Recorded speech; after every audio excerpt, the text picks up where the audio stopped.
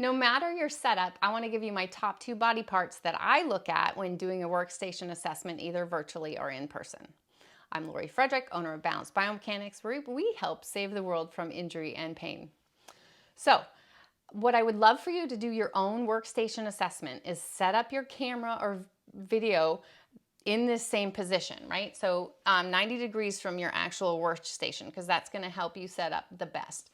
The first body part that I'm going to look at is the arm bone, the humerus, and I want to have its position as vertical as possible. I can't tell you how many people have all their keyboards and mice and everything else away from them, so they are reaching out like zombies, Frankenstein, whatever you want to think about, all throughout the day. All right, that's putting micro strains on all these muscles in the neck and shoulders. No, you're not lifting, but you're doing enough adjusting that it's going to affect those muscles. So bring everything as close as you can, scoot as close as you can, so that you can maybe type and work with your arm bone as vertical as possible. This may not be the ideal elbow angle, but I'm telling you, this is the first one that gets rid of lots of aches and soreness in the head and the neck.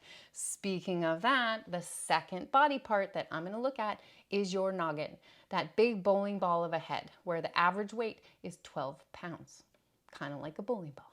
Okay, so what you want to make sure you're doing, and this is why it's great to have you on video, is are your earlobes over your shoulders? All right, for every inch forward that you get off of your home base, it exponentially puts more torque on those neck and upper back muscles.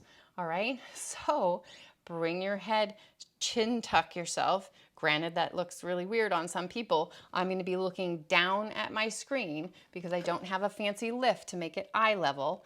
This is where I'm at and the reality of what I got, and I know some of you have different setups.